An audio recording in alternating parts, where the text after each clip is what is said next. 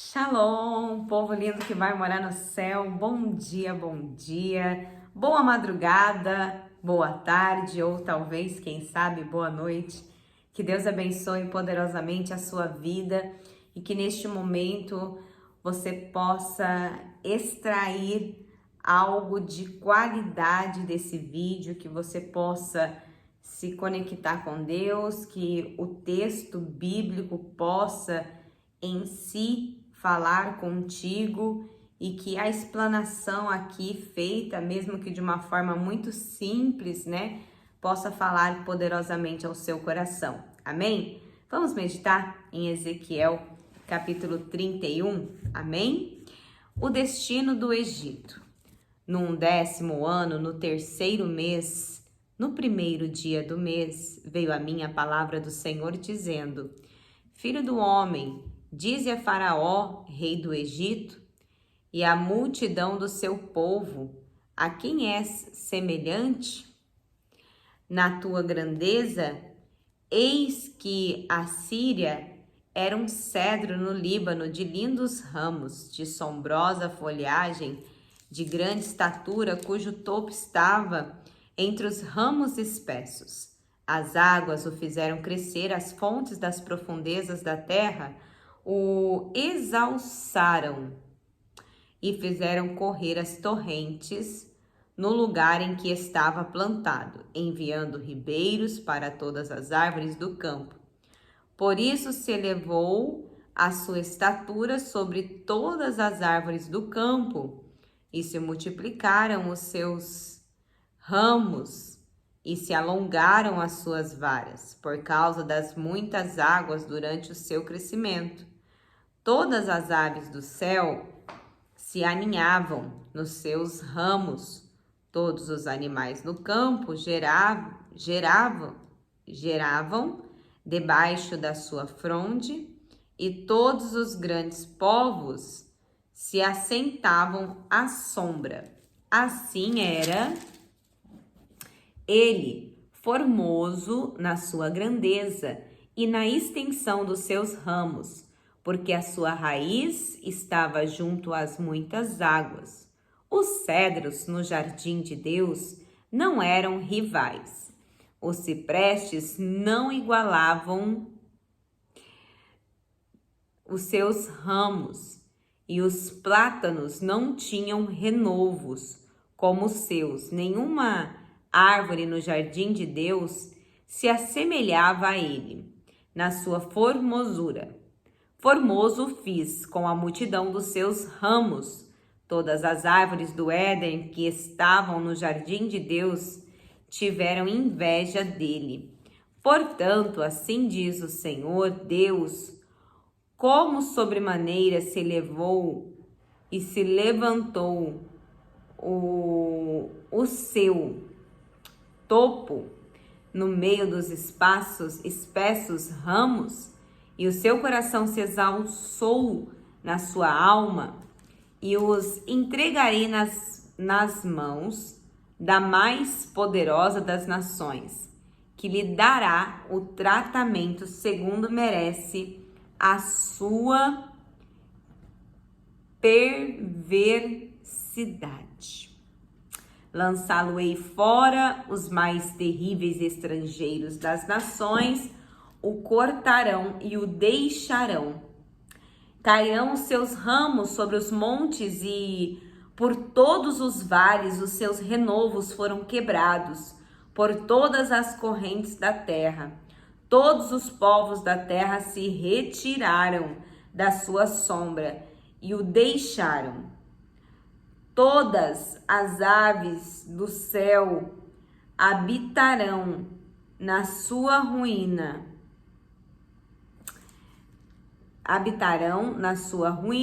E todos os animais do campo se acolherão sobre os seus ramos, para que todas as árvores junto às águas não se exaltem na sua estatura, nem levantem o seu topo no meio dos ramos espessos.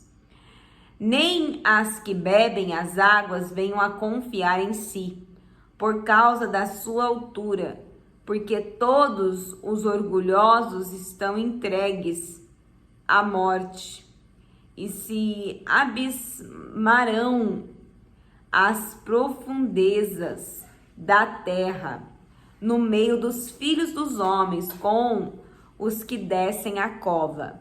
Assim diz o Senhor Deus, no dia em que ele passou para o além, e fiz eu que houvesse luto, porque por sua causa cobri a profundeza da terra, retive as suas correntes, e as suas muitas águas se detiveram.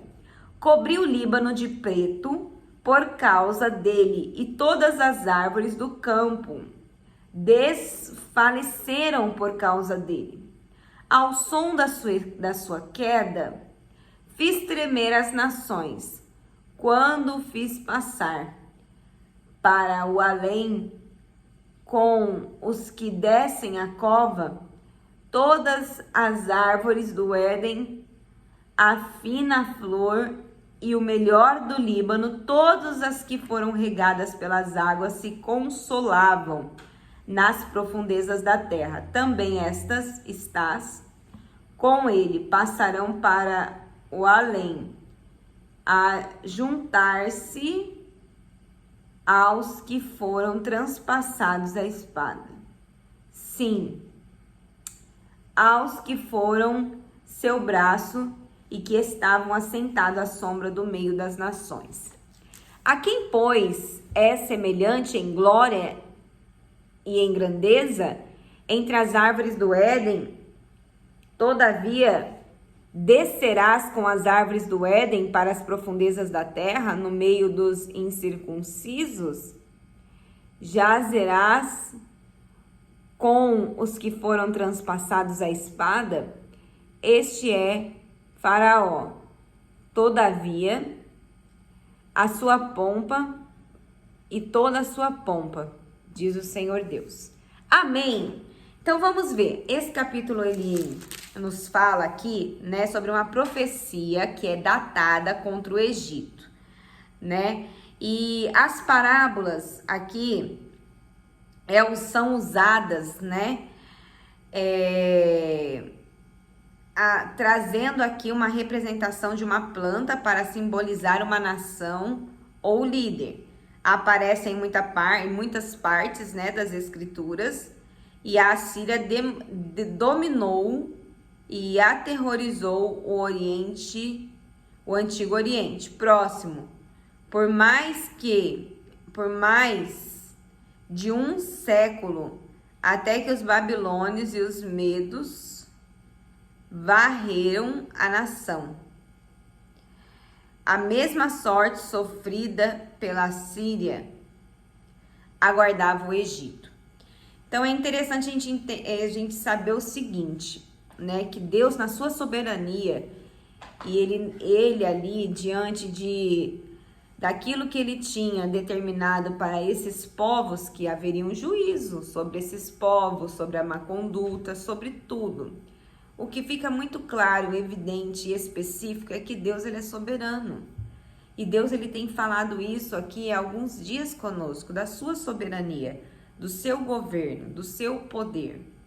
Às vezes, a gente pensa algo, só que acredita em outra coisa contrária. A gente pode até pensar, Deus é soberano, Deus está no controle. Mas na hora de ter fé, a gente pode oscilar, a gente pode não exercer essa fé de fato. O nosso coração pode estar duvidando.